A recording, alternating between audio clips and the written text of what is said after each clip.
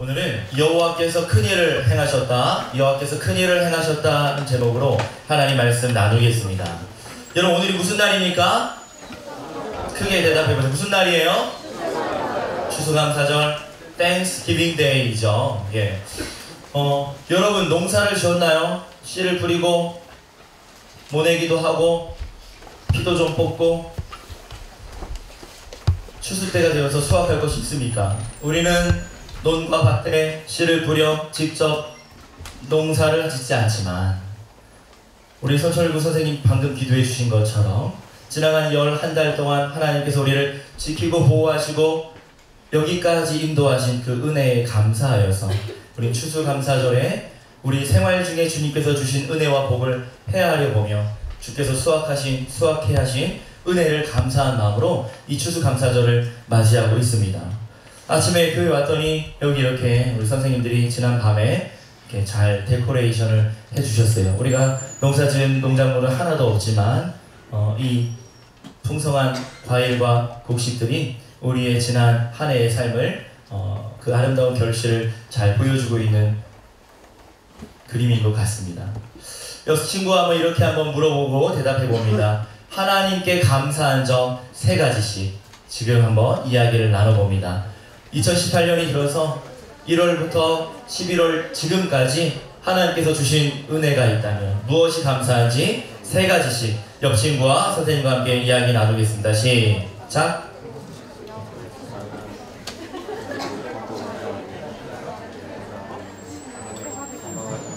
자, 랜덤으로 질문할 거예요.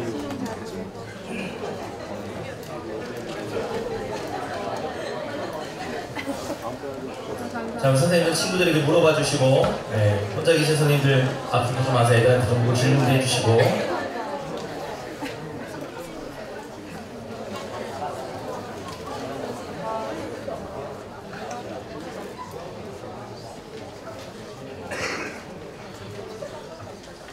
자, 3가지씩 나눴어요. 선생님 질문하면 한번 대답해 주면 좋겠어요. 자, 우리 눈을 안 마주치고. 자, 우리 서정이 감사한 거 한번 일어나서 이야기해 줘봐.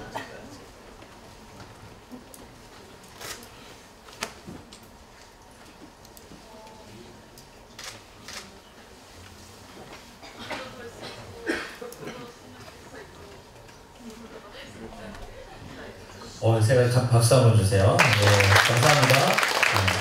아까 라인을 맞춰서. 자, 우리 다민이 어디 있나? 다민이, 너.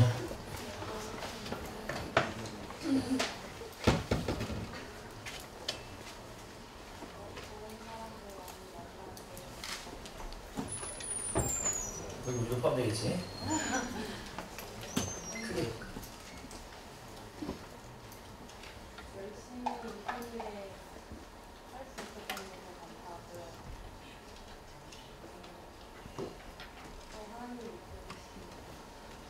감사합니다. 유연이, 눈 딱 맞으셨어.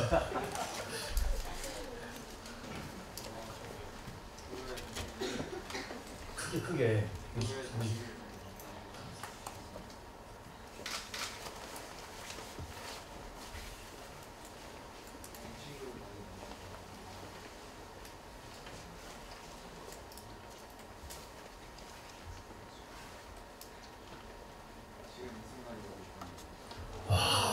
박수 한번 주세요.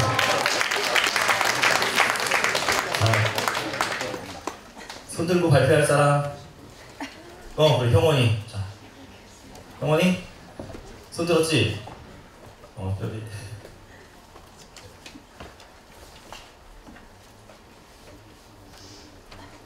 건강한 거에 네. 좋은 가족 만난 거에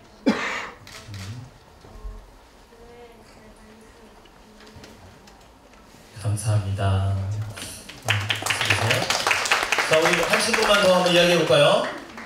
자, 우리 준행이, 준행쌤. 고3 같아 보이는 우리 준행쌤 한번. 이번 한 해 동안 하나님하고 더 가까워지게 해주신 것 같아서 감사합니다. 이렇게 귀한 나에게 만나게 해주셔서 정답? 오늘 아침에 이렇게 늦지 않게 일어날 수 있게 해주셔서 감사합니다. 자, 이따가 우리 반별로 모였을 때 또 이렇게 선생님과 반 친구들과 함께 감사한 점을 나누면 좋겠고, 더 속 깊은 이야기 또 할 이야기 많은데 짧게 대답하느라 아마 좀 그렇게 이야기한 것 같아요. 다들 귀한 감사의 명분 나눠줘서 감사합니다.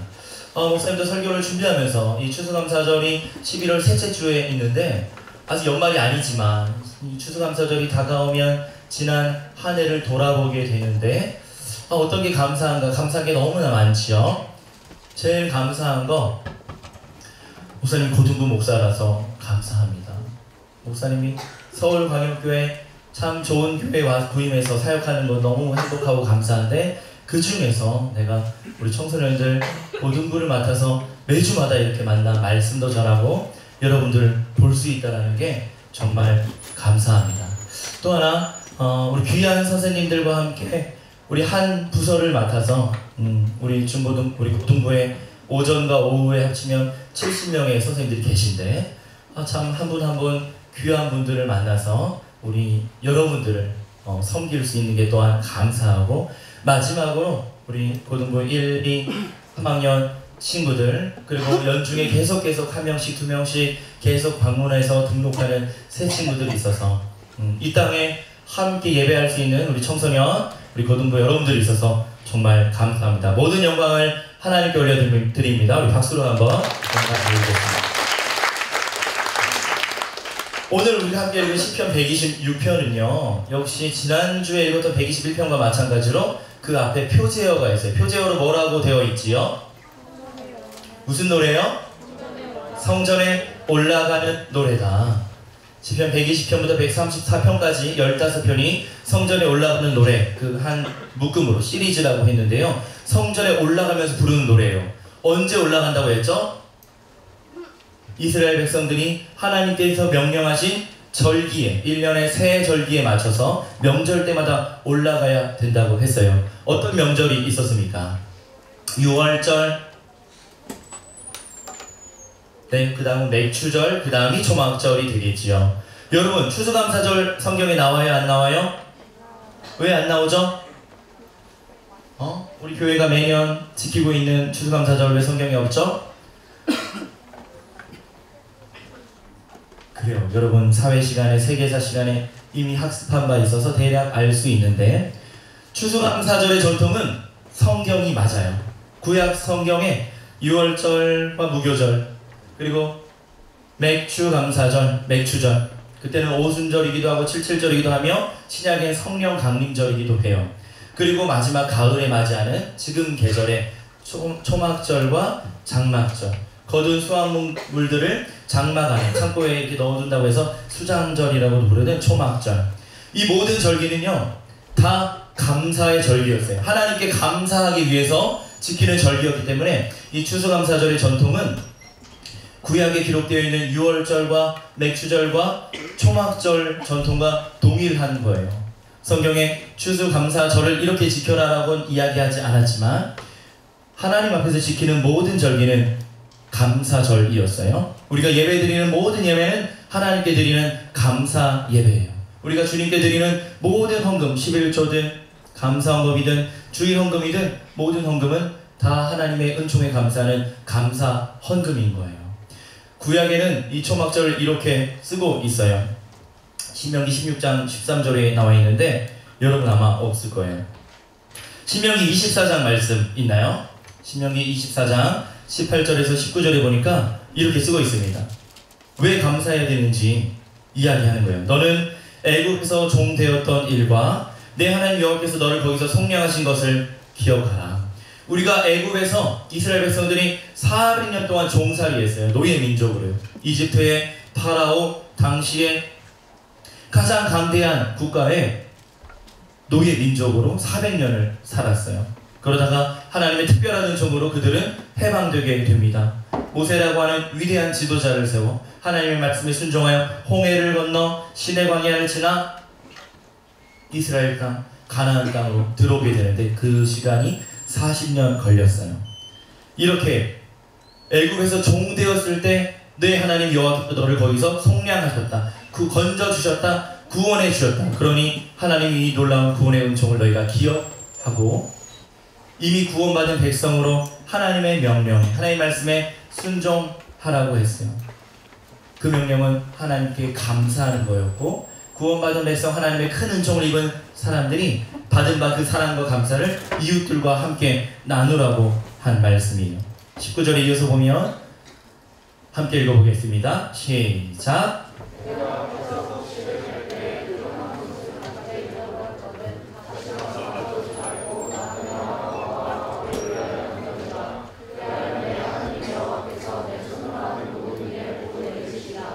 이미 하나님께서 우리를 구원하셔서 삶의 근원적인 문제를 해결하셨고 큰 은총을 입게 하셨는데 이미 다 받은 우리들은 하나님께서 주신 것들을 이웃과 함께 나누는 것에 조금도 망설임이 없고 아까움이 없는 거예요. 이미 주신 하나님의 은총에 감사해서 내가 갖고 있는 것을 내 주변의 이웃과 친구들과 사람들과 함께 나누는 것이죠. 먼저 좀 그림을 한번 보겠습니다. 여러분 1620년에 유럽에서 미국으로 배가 한 대 오게 되는데 그 배 이름 무엇입니까? 네? 무슨 호요? 메이플라워 호죠. 메이플라워 호. 1620년에 네덜란드, 영국 지역에서 모였던 청교도들, 말하자면 우리처럼 기독교 개신교 신자들이 영국 성공의 국교도의 박해와 핍박을 피해서 종교의 자유를 찾아 배를 타고 신대륙으로 이주하게 돼요. 102명의 승객들 그리고 약 30여 명의 승무원들이 함께 탄 그 배가 유럽을 떠나 오랜 항해 끝에 북아메리카 미국의 보스턴 지역에 정착하게 돼요. 이미 배를 타고 오면서 절반 가까이는 죽었어요. 바다에서 병 때문에 굶주려서 물에 빠져 다 죽고 말았고 미국 땅의 신대륙에 도착해서 그곳이 새로운 영국이라고 이름 짓고 정착 생활을 시작하게 됩니다. 먹을 것이 없었어요. 그 땅은 척박했고 당장 농기구도 농작물도 수확할 것이 없었어요. 가난하고 배고팠지만 그러나 종교의 자유를 찾아 마음껏 하나님을 예배하고 찬양하고 기쁨으로 감사할 수 있는 그곳을 찾아 우리 청교도들 필그림 파더라고 하는 그들이 이곳에 온 거예요. 제일 먼저 무슨 건물을 지었을까요? 청교도들이 미국 땅에 도착해서 어떤 건물을 지었죠? 먼저는 하나님을 예배하기 위해서 교회를 지었어요. 그 다음에 뭘 지었을까요? 그 다음에 다음 세대를 양육하고 가르치기 위한 학교 건물을 지었어요. 그 다음에 사람들이 살아야 할 집을 지었던 것이죠. 그렇게 1년의 시간을 보내는데 양식이 없고 농사를 지을 수 없으니까 원래 미국 사람들, 원래 원주민인 인디언들이 인도 사람이 아닌데요. 인디언을 부르죠. 인디언들이 그들에게 와서 도움을 주었어요. 말이 통하지 않고 언어가 다르지만 문화가 다르지만 피부색이 다르지만 인디언들이 찾아와 너희들이 여기서 생활하는 게 힘들 텐데 야생동물도 많고 땅이 척박해서 농사짓기도 힘들 텐데 도움을 준 거예요.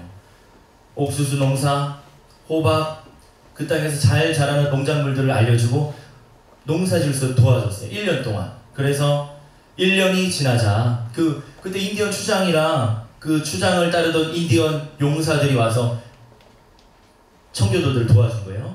1년이 지나자 가을이 됐어요. 지금쯤 11월, 10월쯤 되었을 때 수확할 것이 생겼어요. 너무나 기쁘고 감사해서 청교도들이 자신들을 도와주고 따뜻하게 함께 해줄 인디언들을 초대합니다. 그래서 초청해서 함께 한 식탁에 앉아서 이 추수감사의 기쁨의 잔치를 연 거예요. 그게 1621년 10월에 있었던 첫 번째 추수감사절이었어요. 땡스기빙 데이. 그때 소수의 청교도들 살아남은 자들과 인디언들이 함께 한 식탁에 둘러앉아 함께 먹고 마시면서 하나님께 감사드렸어요. 우리가 1년을 무사하게 정착하여 생활하고 하나님께서 주신 것들로 수확하여 먹고 마실 수 있음에 감사했던 거. 그때 먹었던 음식에 어떤 것들이 있죠? 땡스 기빙 데이 때 먹는 메뉴들 뭐 먹죠? 칠면조. 우리가 치킨을 좋아하듯이 칠면조 요리를 먹고 또 호박 스프, 또 메쉬 포테이토, 이 감자 구황장 있잖아요. 이런 감자 으깨가지고 샐러드를 만들어서 함께 나누고 포도주와 음료를 나누고 했던 첫 번째 추수감사 식사와 예배가 1621년에 있었어요. 그로부터 400년이 지났는데요.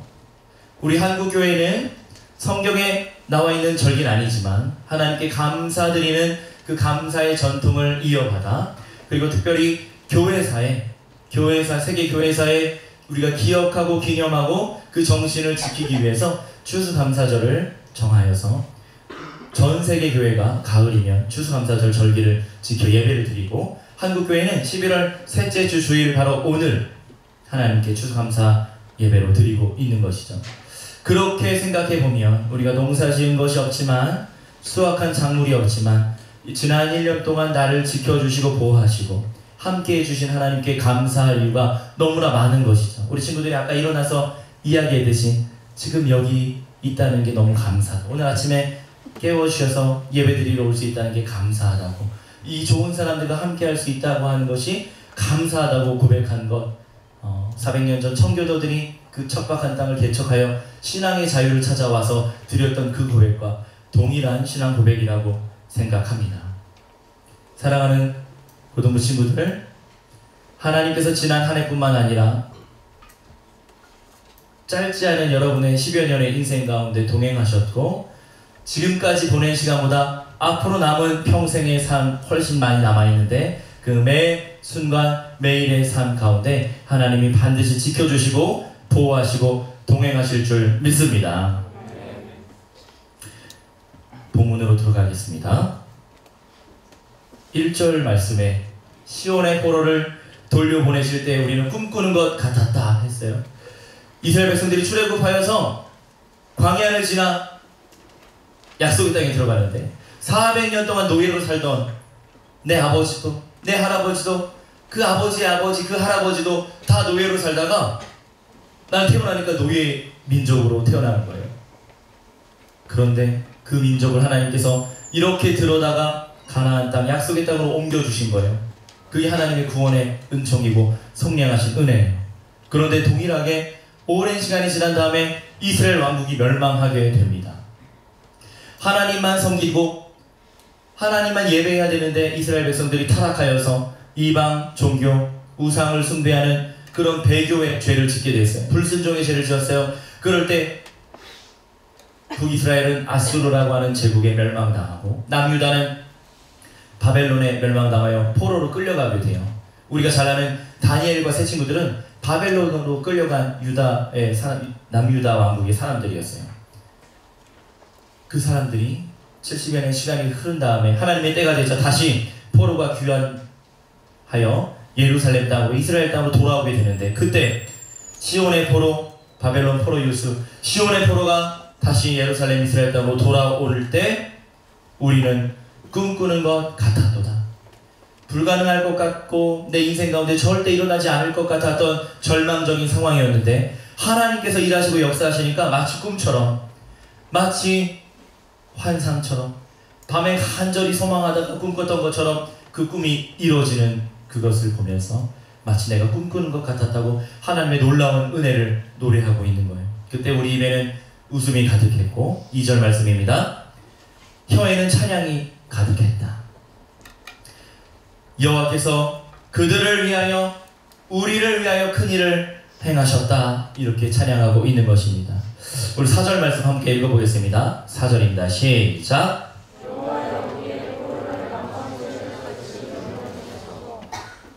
남방이라는 뜻은 이제 남쪽 광야라는 뜻이에요. 성경은 그걸 네게브라고도 쓰고 있는데 남쪽 광야, 이스라엘 땅은 척박한 광야예요. 사막이랑은 다르죠. 우기와 건기가 있기 때문에 건기에는 메마르지만 우기에는 비가 내니까 물이 있긴 있어요. 그러나 건기는 바싹 말라요.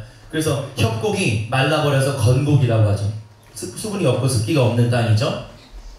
남쪽의 네게브는 유다 광야보다 훨씬 더 사막같이 메마른 땅이고 절벽과 산지로 그리고 흙먼지 날리는 그런 광야로 이루어져 있는 곳이 바로 남방의 땅 네게브 지역인데, 우기 때는 비가 내려요. 우기 때 비가 내리면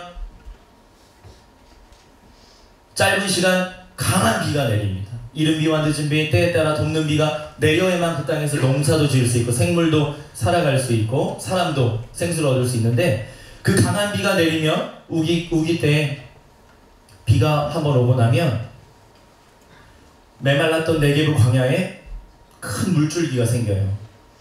그냥 여기 중랑천이나 당연천 정도, 아니면 그냥 실개천 동네에 있는 그런 작은 계곡 정도가 아니라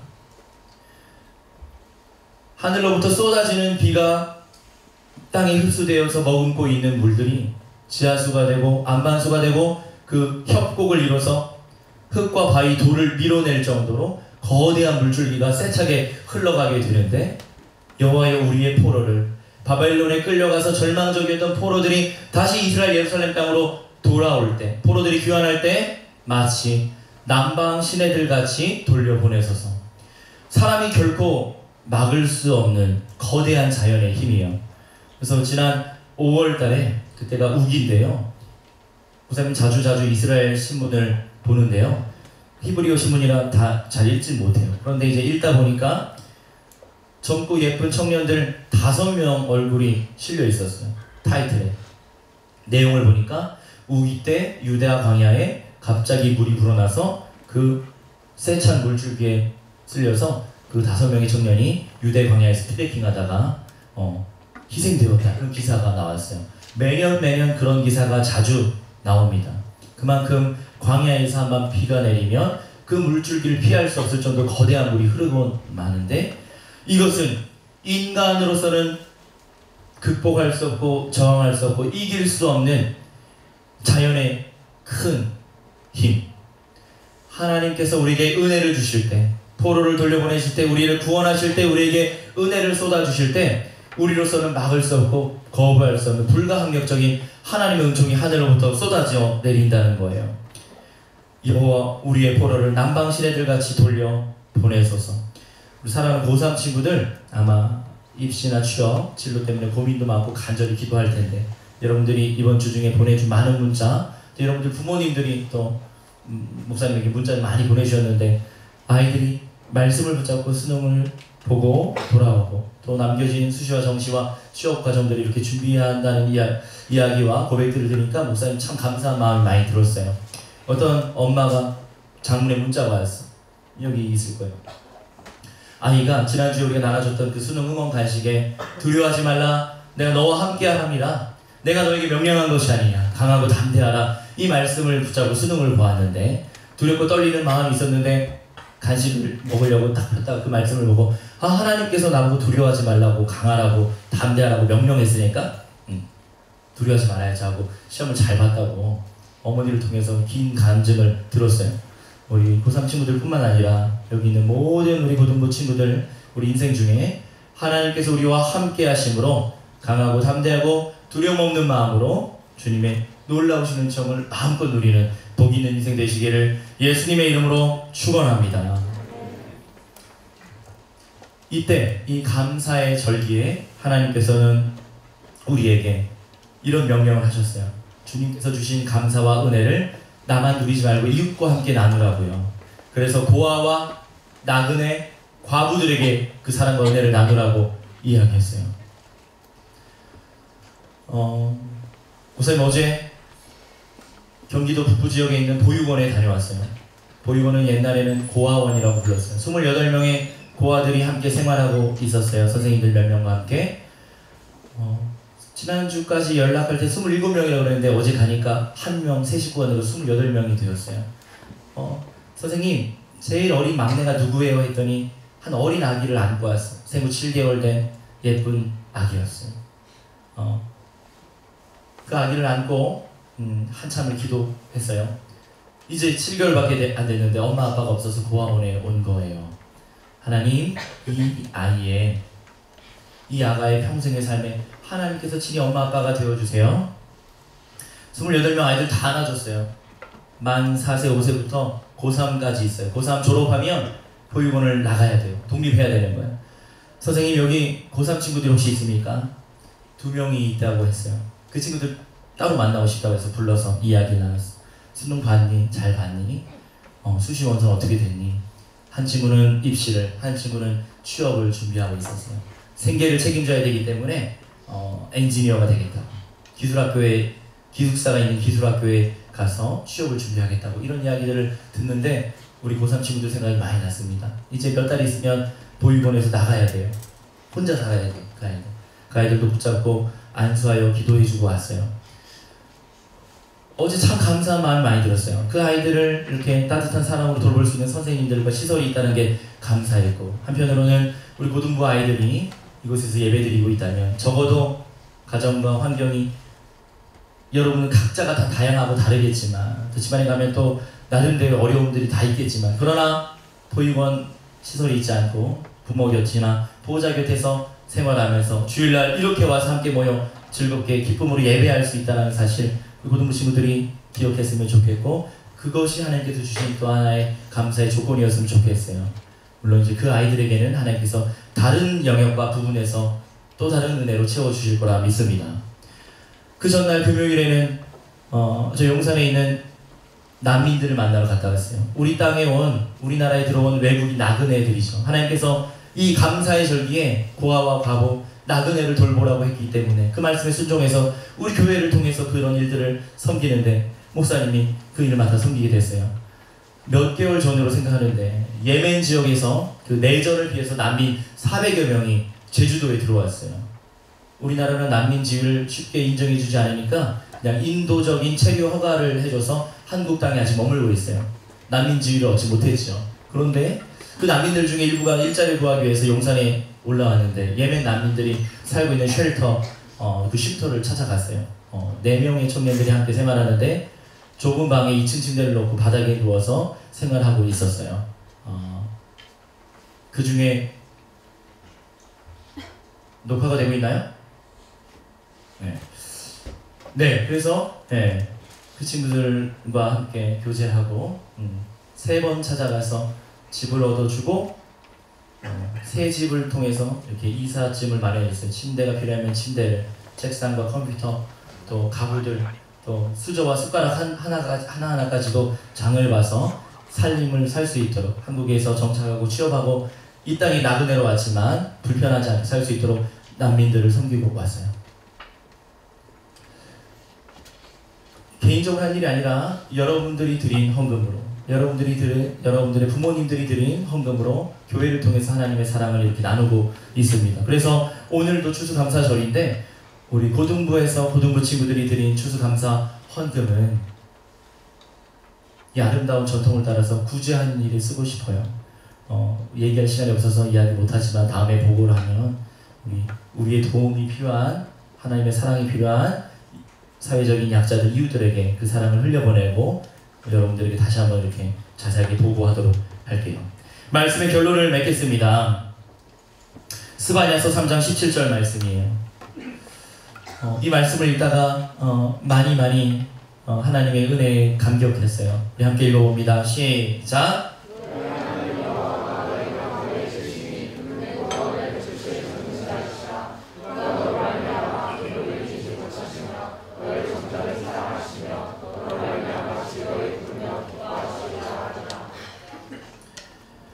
하나님, 그는 우리에게 구원을 베푸시는 전능자이세요.